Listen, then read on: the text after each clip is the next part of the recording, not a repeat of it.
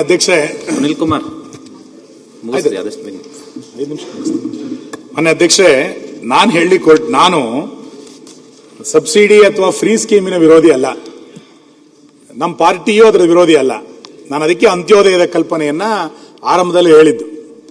ನೀವು ಕಾಕಾ ಪಾಟೀಲ್ಗೂ free, ಮಾದೇವಪ್ಪಂಗೂ free ಅಂತ ಹೇಳಿ ದೊಡ್ಡ ಲಾರ್ಜ್ ಸ್ಕೇಲ್ ಅನ್ನ ಮಾಡಿ ಏನು ಹೊರಟು ಇದ್ರ ಅದರ ಅವಾಂತರಗಳು ಬೇರೆ ಬೇರೆ ಕಡೆಗಳಲ್ಲಿ ಅದರ ರಿಫ್ಲೆಕ್ಟ್ ಆಗ್ತಾ ಇದೆಯಲ್ಲ. ಈ ಹಿನ್ನೆಲೆಯಲ್ಲಿ ರಾಜ್ಯವನ್ನ ಸಬ್ಸಿಡಿ ರಾಜ್ಯವನ್ನಾಗಿ ಮಾಡಬೇಡಿ, ರಾಜ್ಯವನ್ನ ಅವಕಾಶದ ರಾಜ್ಯವನ್ನಾಗಿ ಮಾಡಿ, ರಾಜ್ಯವನ್ನ ಅಭಿವೃದ್ಧಿ ರಾಜ್ಯವನ್ನಾಗಿ ಮಾಡಿ, ರಾಜ್ಯ ಸಬ್ಸಿಡಿ ರಾಜ್ಯ ಆಗಬಾರದು, ರಾಜ್ಯ ಸಾಧನೆಯ ರಾಜ್ಯ ಆಗಬೇಕು ಅಂತೇಳಿ ನಾನು ಹೇಳಲಿಕ್ಕೆ ಕೊಟ್ಟಿದ್ದು. ಆ ಹಿನ್ನೆಲೆಯಲ್ಲಿ 14% ಅನ್ನ ಸಬ್ಸಿಡಿಗೆ ನಾವೇನು ಬಳಕೆ ಮಾಡ್ಕೊಳ್ತಾ ಇದ್ದೀವಿ, ಇದ್ರ ಬಗ್ಗೆ ಎಲ್ಲರೂ ಒಂದ್ಸರಿ ಮರುಚಿಂತನೆ ಮಾಡುವಂತ ಅಗತ್ಯತೆ ಇದೆ. ನೀವು ತಲಾ ಆದಾಯ ಉಳಿದೆಲ್ಲದೂ ಕೂಡ ತಲಾ ಆದಾಯದಲ್ಲಿ ಬೆಂಗಳೂರು ಎಷ್ಟು, ಗುಲ್ಬರ್ಗ ಎಷ್ಟು, ರಾಯಚೂರು ಎಷ್ಟು, ಎಲ್ಲವೂ ಕೂಡ ಒಂದ್ಸರಿ ಚರ್ಚೆ ಆಗಬೇಕು. ಯಾಕೆಂತ ಹೇಳಿದ್ರೆ ನಂಜುಂಡಪ್ಪ ವರದಿ, ಗೋವಿಂದರಾಜ್ ವರದಿ ಇವೆಲ್ಲವೂ ಕೂಡ ಒಂದ್ಸರಿ ಚರ್ಚೆಗೆ ತೆಗೆದುಕೊಳ್ಳೋಣ, ಏನು ತೊಂದರೆ ಇಲ್ಲ.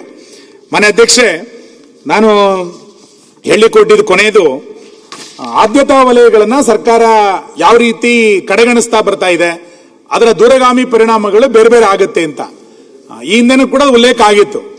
ನೀವು ಬೇರೆ ರಾಜ್ಯಗಳು ಶಿಕ್ಷಣ ಕ್ಷೇತ್ರಕ್ಕೆ ಎಷ್ಟು ಖರ್ಚು ಮಾಡ್ತಾ ಇದೆ, ಗ್ರಾಮೀಣ ಅಭಿವೃದ್ಧಿಗೆ ಬೇರೆ ರಾಜ್ಯಗಳು ಎಷ್ಟು ಖರ್ಚು ಮಾಡ್ತಾ ಇದೆ, ನಾವು ಎಷ್ಟು ಖರ್ಚು ಮಾಡ್ತಾ ಇದೀವಿ. ನೀವು ಬಜೆಟ್ ನಲ್ಲಿ ಇಟ್ಟಂತ ಹಣ ಖರ್ಚಾಗದಲೇನೆ 3 ಬಜೆಟ್ ನಲ್ಲಿ ಅದನ್ನೇ ಹೇಳ್ತಾ ಹೇಗೆ ಬಂದಿದ್ದೀರಿ.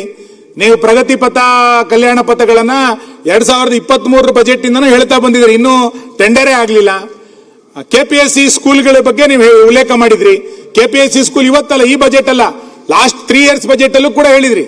ಇವತ್ತಿನ ತನಕ KPSC ಶಾಲೆಗಳು ಘೋಷಣೆ ಆಯ್ತು, KPSC ಶಾಲೆಗಳಿಗೆ ದುಡ್ಡಲ್ಲಿ ಕೊಟ್ಟಿದ್ದೀರಿ.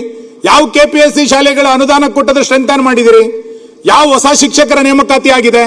ಆರೋಗ್ಯ ಇಲಾಖೆಗೆ ಹೊಸ ವೈದ್ಯರ ನೇಮಕಾತಿಯೋ ಅಥವಾ ಹೊಸ ಹಾಸ್ಪಿಟಲ್ಗಳು ಎಲ್ಲಿ ಪ್ರಾರಂಭ ಆಗಿದೆ?